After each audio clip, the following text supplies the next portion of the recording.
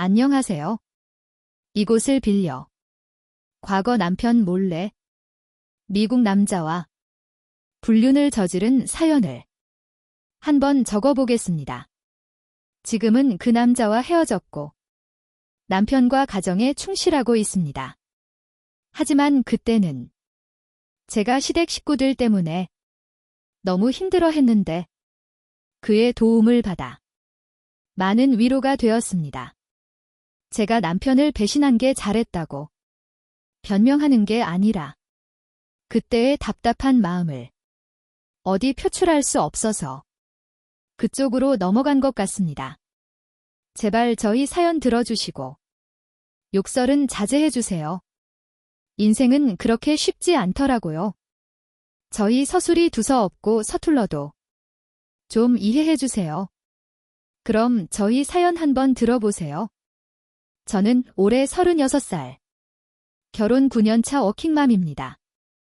남편은 저보다 4살 어리고 현재 9살 아들과 2살 딸을 키우고 있습니다.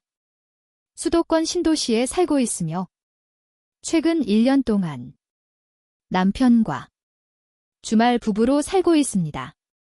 원래 저희는 서울에 살고 있었지만 비싼 전세값 때문에 차라리 그 돈으로 경기도나 인천에 집을 장만하자고 해서 신도시로 이주하게 되었습니다. 그리고 대출을 갚기 위해 남편이 회사에서 수입이 더 많은 외근을 신청하여 지금 지방에 내려가 있습니다. 현재는 저희 친정어머니가 저를 도와 육아를 해주시기 때문에 저는 마음 놓고 출근할 수 있습니다. 저희 부부는 지금 서로 너무 사랑하며 의지하고 살고 있지만 사실 불과 3년 전만 해도 큰 위기를 겪었습니다. 우리 부부는 6개월의 짧은 연애를 하고 스피드하게 결혼하였고 혼전 임신으로 결혼 후 7개월 만에 첫째 아이를 낳아 결혼 첫 해는 정신없 시간이 흘러갔습니다. 얼떨결에 결혼하고 아이 낳고 하다 보니 우리 부부는 서로에 대해 너무나도 몰랐던 것 같습니다. 물론 사랑해서 결혼한 것은 맞지만 둘 다 직업이 있기에 일을 해야 했고 혼전 임신으로 신혼여행은 꿈도 못 꿨으며 임신으로 인한 스트레스와 남편과 자주 발생하는 마찰로 저는 점점 지쳐갔습니다. 6개월의 육아 휴직 때에는 그나마 제가 마음의 여유가 생겨 남편과 관계가 어느 정도 회복되었지만 육아 휴직이 끝나고 직장에 복귀하면서 남편과 다시 싸우기 시작했습니다. 주변 지인들은 저보고 회사를 그만두라고 했지만 저는 그렇게 하기 싫었습니다. 저는 제 일을 너무 좋아했고 회사에서 승승장구하며 많은 성취감을 느끼고 있었습니다. 그리고 제가 남편보다 수입이 더 많았기에 남편도 일을 계속하는 것에 반대하지 않았습니다. 그래서 6개월 후 우리는 합의하에 베이비시터 한 분을 모셔서 저희 아들을 돌보기로 했습니다. 육아휴직이 곧 끝나가는데 아직 사람을 못 구해서 마음이 조급해지고 있을 때 남편이 저에게 물었습니다. 여보, 이분은 우리 회사 선배님의 아이를 이분께서 2년 정도 보셨는데 경험도 많고 친절하고 아이한테 엄청 섬세하게 잘한대. 그 선배는 매우 만족해 하더라고.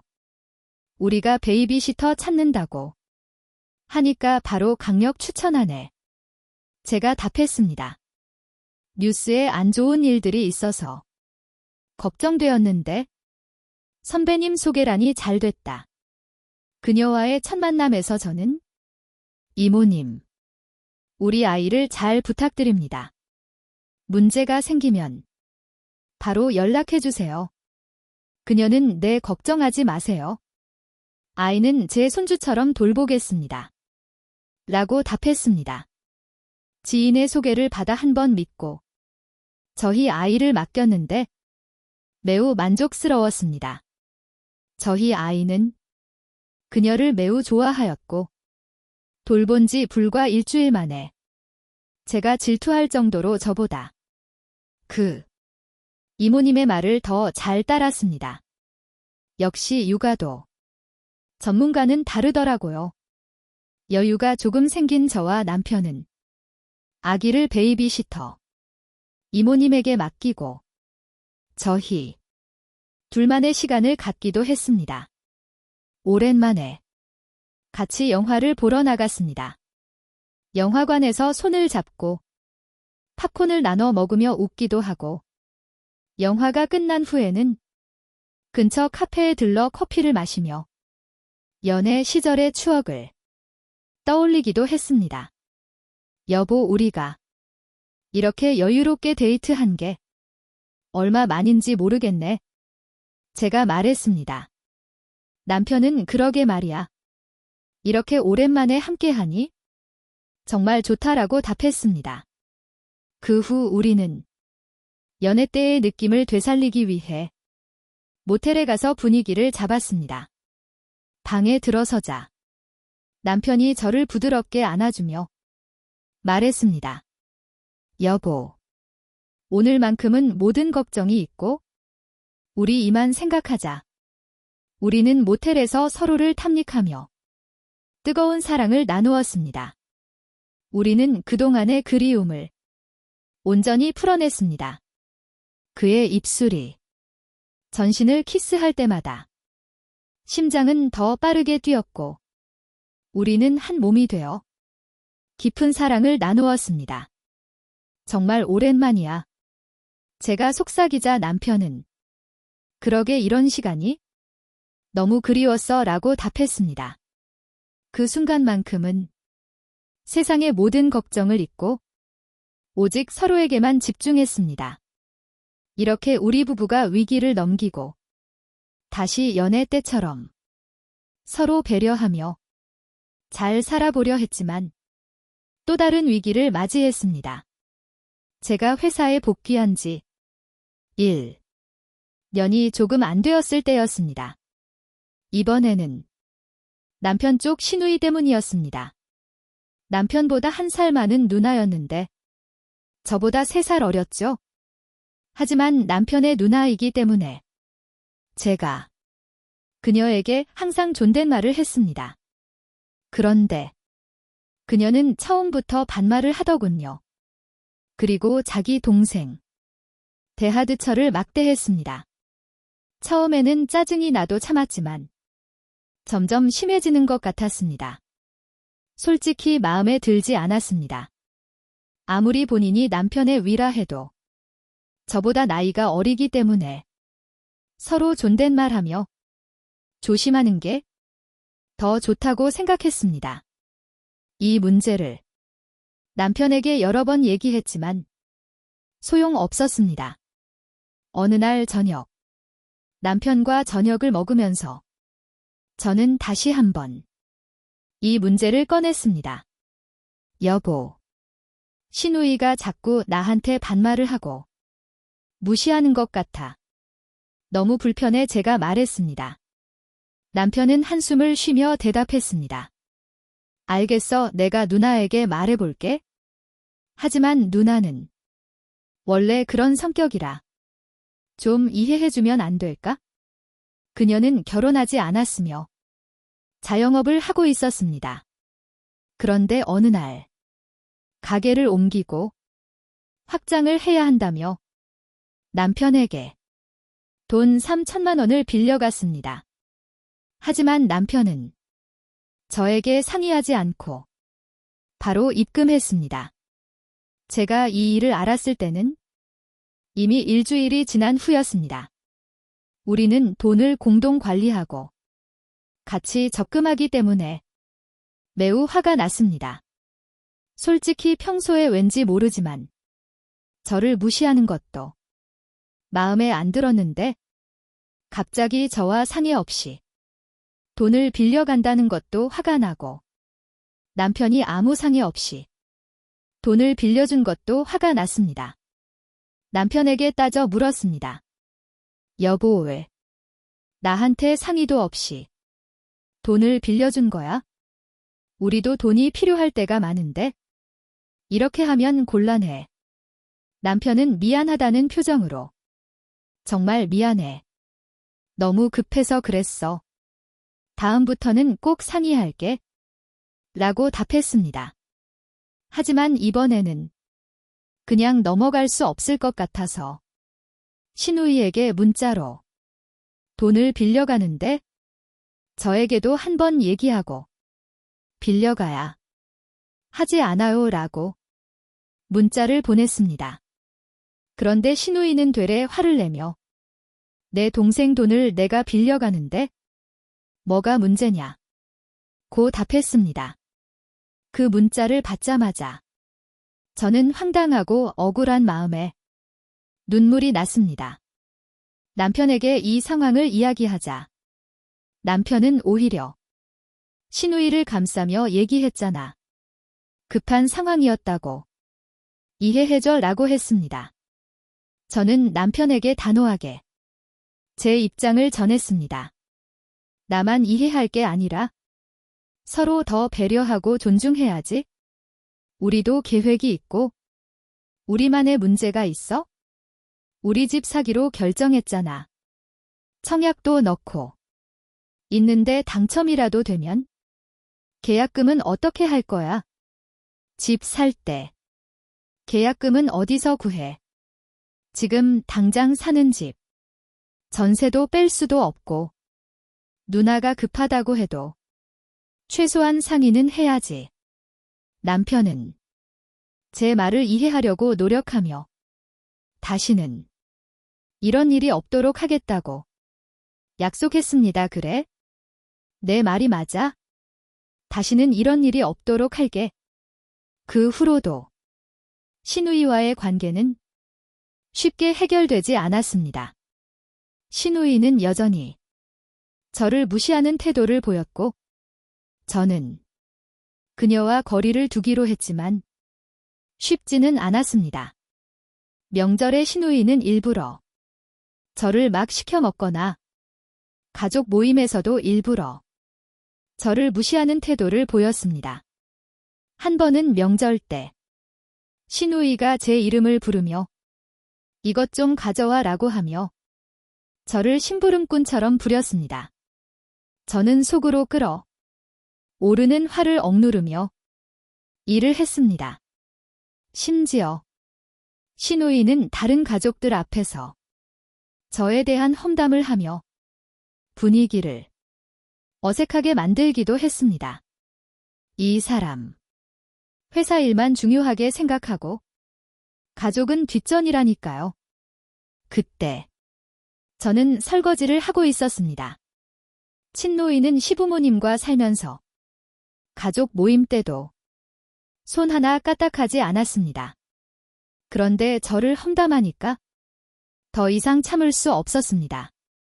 그렇다고 시부모님 앞에서 싸울 수도 없어서 그냥 몸이 안 좋다고 집에 가겠다고 했습니다. 남편도 이런 상황에서 난처해 했습니다. 집에 돌아가는 차에서 아들은 자고 있었습니다. 여보, 더 이상 이렇게 살 수는 없어. 누나 때문에 너무 힘들어. 내가 더 이상 어떻게 해야 돼 뭘 더 바라는 거야? 제가 말했습니다. 남편은 고민 끝에 그래? 내가 누나에게 다시 한번 말해볼게. 내가 봐도 누나가 요즘 심하더라라고 답했습니다. 어느 날 신우이는 또다시 남편에게 전화를 걸어 돈을 더 빌려달라고 요구했습니다. 이번에도 저에게는 아무런 상의 없이 빌려달라 하였고 남편이 저에게 상의해야 한다고 바로 답변을 주지 않았습니다. 남편은 신우이를 감싸며 누나가 어려운 상황이니 이해해줘. 라고 말했지만 저는 단호하게 더 이상 빌려주면 안 돼 라고 말했습니다. 우리도 돈을 모아서 집을 장만해야 하는데 시누이가 언제 돈을 갚을지 모르니 계속 빌려줄 수는 없다고 따졌습니다. 그리고 아무리 남매지간이라도 돈을 빌려간 각서를 써야 하지 않겠느냐고 덧붙였습니다. 시누이는 남편을 통해 제가 불만을 표현한 것을 알고 저에게 직접 전화를 걸어 화를 냈습니다. 내가 무슨 권리로 나한테 이래라 저래라 하니라며 소리를 질렀고 저는 더 이상 참을 수 없었습니다. 남편도 더 이상 시누이의 편을 들 수 없었고 결국 저희 부부는 시누이와의 관계가 완전히 틀어졌습니다. 그러나 이 일은 여기서 끝나지 않았습니다. 시누이는 시어머니와 시아버지에게도 저에 대한 불만을 털어놓기 시작했습니다. 평소에 남편은 아무 말이 없었기에 시누이의 말만 듣고 시어머니와 시아버지는 점점 저에 대해 불만을 가지게 되었습니다. 시어머니는 우리 딸이 힘들어하는데 내가 너무 고집을 부리는 것 아니냐며 저를 비난했습니다. 시아버지도 가족끼리 서로 도와야 하는데 왜 그렇게 냉정하게 구느냐고 말씀하셨습니다. 저는 그들의 말을 들으며 억울하고 화가 났지만 최대한 감정을 억누르며 남편과의 대화를 통해 해결하려 했습니다. 하지만 제 마음은 점점 지쳐갔습니다. 그 시기에 회사에서 1년간 미국에서 진행되는 내용 프로젝트에 참여할 기회가 생겼고 저는 바로 신청하였습니다. 이 지옥 같은 환경에서 벗어나고 싶었습니다. 그리고 솔직히 남편에게 털어놓았습니다. 남편은 저의 결정을 반대했지만 저의 완강한 태도에 어쩔 수 없이 동의하고 말았습니다. 저는 베이비시터 아줌마에게 아이들을 잘 부탁드린다고 신신당부하고 미국행을 준비했습니다. 이 소식을 들은 시부모님도 강하게 반대하고 나섰습니다. 시어머니는 내가 집을 떠나면 아이들은 누가 돌보냐 하며 화를 냈고 시아버지는 가족을 위해서 더 헌신해야 할 때 도망치려는 것 아니냐고 저를 비난했습니다. 시부모님의 이러한 태도는 저를 더욱 힘들게 했습니다. 시부모님은 제가 이기적이라고 생각하셨습니다. 하지만 저는 결심을 굽히지 않았습니다. 그래서 저는 회사 업무 때문에 미국에서 1년 동안 살게 되었습니다. 저는 어린 아들과 남편을 두고 미국으로 넘어가게 되었습니다. 회사 업무가 바쁘고 힘들었고 저녁이나 주말에는 친구가 없는 이국 생활이 가끔 외로울 때가 있었습니다. 가족이 너무 보고 싶었습니다.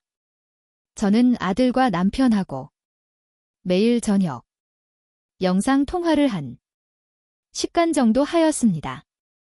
그리고 늦은 밤에는 남편이 영상 통화를 걸어와 서로 알몸을 하고 상대를 자극하며 자기 위로를 하기도 했습니다. 이러한 순간들은 우리 사이의 거리를 줄여주었고 서로에 대한 불만이 조금씩 줄어들곤 했습니다. 하지만 가족과의 복잡한 관계에서 벗어난 저는 또 다른 자유를 만끽하고 싶었습니다. 이렇게 저는 3개월간 미국 생활에 적응해가며 미국 현지 친구도 사귀고 한국 문화와 다른 좀 더 자유로운 미국 문화를 느끼게 되었습니다. 미국에서의 첫 달. 저는 일에 집중하며 지냈습니다. 주말에는 주로 혼자 집에서 쉬거나 주변을 산책하며 시간을 보냈습니다. 그러던 어느 날, 회사 동료의 소개로 현지 커뮤니티 모임에 참석하게 되었습니다. 그곳에서 만난 사람들은 저에게 큰 위로가 되었습니다. 그들은 저를 따뜻하게 맞아주었고, 저는 새로운 친구들을 사귀게 되었습니다. 이렇게 미국에서 순식간에 3개월이란 시간이 흘렀습니다. 연말이 다가오자 이번 프로젝트 총괄 이사님이 2주 동안 귀국하여 가족과 함께 지낼 수 있도록 허락해 주셨습니다. 너무 감사했습니다. 하지만 떠나기 전 한 남자의 작은 포옹에서 저는 제 심장이 뛰는 것을 발견했습니다. 이것은 결코 첫 포옹이 아니었습니다. 일이 힘들거나 우울할 때마다 그는 저를 따뜻하게 안아주었습니다. 그는 키가 190cm가 넘는 장신으로 짧은 머리카락을 하고 있었습니다. 그의 피부는 흑인과 백인의 혼혈로서 구리빛을 띠고 있으며 햇빛 아래서 은은한 빛을 반사했습니다. 그의 얼굴은 균형 잡힌 이목구비와 함께 뚜렷한 턱선, 그리고 매력적인 미소를 지니고 있었습니다. 짧은 머리카락은 자연스럽게 곱슬거리며 그의 전체적인 외모에 세련되고 깔끔한 느낌을 더했습니다. 밝고 선명한 눈빛은 자신감과 친근함을 동시에 전달하며 그의 존재감은 주변 사람들에게 강렬한 인상을 남겼습니다. 그의 이름은 스톤스였고 저보다 4살 어리며 아직 미운 상태였습니다. 우리가 친해진 계기는 회사에서 대해준 주택 때문이었습니다. 그 주택은 오래된 2층짜리 건물로 방이 5개였고 한국에서 넘어온 직원들이 하나씩 차지하다요 쓰고 있었습니다. 어느 주말 숙소의 다른 사람들은 모두 외출하고 저만 혼자 남아서 점심을 먹으려는데 주방의 수도꼭지가 갑자기 터져서 물이 새기 시작했습니다. 어쩔 줄 모르는 저는 급한 마음에 회사 단체 톡방에 이 소식을 올렸는데 마침 스턴스의 집이 근처여서 제일 먼저 달려와 저를 도와 수도꼭지를 수리해 주었습니다. 턴스가 도착했을 때 주방은 이미 물바다가 되어 있었습니다. 저는 물을 막으려고 애쓰다가 옷이 다 젖어 있었습니다. 괜찮아요. 많이 놀랐죠? 스턴스가 물었습니다. 저는 당황한 목소리로 내 수도꼭지가 갑자기 터져서 너무 놀랐어요. 도와줘서 고마워요. 라고 대답했습니다. 스턴스는 빠르게 상황을 파악하고 공구를 꺼내 수도꼭지를 수리하기 시작했습니다. 그는 능숙하게 수도를 잠그고 고장난 부분을 확인한 후 부품을 교체했습니다. 그의 진지한 표정과 능숙한 손놀림을 보며 저는 점점 그의 매력에 빠져들었습니다. 수리하는 동안 그의 티셔츠가 물에 젖었는데 운동으로 다져진 건강한 근육이 살짝 보였습니다. 저는 저도 모르게 그를 자꾸 쳐다보게 되었습니다. 스턴스도 가끔씩 저를 힐끗 보며 미소를 지었습니다. 물에 젖어서 많이 춥죠? 먼저 들어가서 옷을 갈아입으세요. 곧 끝날 거예요. 그가 말했습니다. 그제서야 저는 야른 잠옷차림인데 옷이 흠뻑 젖어서 안에 팬티만 입고 있다는 사실을 깨달았습니다. 상체에는 잠옷 외에 아무것도 걸치지 않아서 스턴스는 가슴 라인과 중앙에 볼록 튀어나온 점 2개를 보았을 것입니다. 부끄러운 저는 황급히 침실로 들어가서 옷을 갈아입었습니다.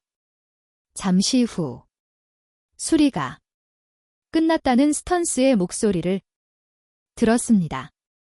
다 됐어요. 이제 물 안 새니까 걱정 마세요. 저는 옷을 갈아입고 나와서 스톤스에게 수건을 건네며 말했습니다. 이거 쓰세요. 옷이 많이 젖었네요. 스턴스는 수건을 받으며 얼굴과 팔다리를 닦았습니다. 정말 고마워요. 큰일 날 뻔했는데 덕분에 잘 해결됐어요. 라고 감사의 인사를 전했습니다. 스턴스는 미소를 지으며 별거 아니에요. 언제든지 도와드릴게요. 라고 말했습니다. 그 순간 저는 스톤스의 따뜻한 마음과 다정함을 느꼈습니다. 그의 눈빛과 미소에서 느껴지는 진심은 저를 더욱 매료시켰습니다. 선수는 수리 도구를 정리하며 앞으로도 이런 일이 생기면 바로 연락하세요.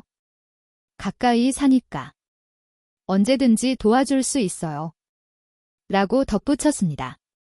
저는 고개를 끄덕이며 네. 정말 고마워요. 덕분에 안심이 돼요. 라고 답했습니다. 그날 이후로 우리는 더 자주 만나게 되었고 자연스럽게 가까워졌습니다. 스가 수리해준 그 순간부터 저는 그에게 특별한 감정을 느끼기 시작했습니다. 그와 함께하는 시간이 많아질수록 저는 그의 다정함과 배려심에 더욱 빠져들었습니다. 능숙한 손길과 따뜻한 말투는 저에게 큰 위안이 되었고 우리는 점점 서로에게 끌리게 되었습니다. 그리고 제가 한국에 들어가는 날 느낌이 너무 이상해서 정말 죽을 것 같았습니다. 스턴스와 작별 인사를 나누는 순간 저는 저도 모르게 그의 귀에 대고 한국 가면 당신이 보고 싶을 것 같아라고 말을 해버렸습니다. 그는 그 말을 듣고 눈이 반짝이며 미소 지었고 저를 꼭 껴안았습니다. 우리는 아무 말도 하지 않았지만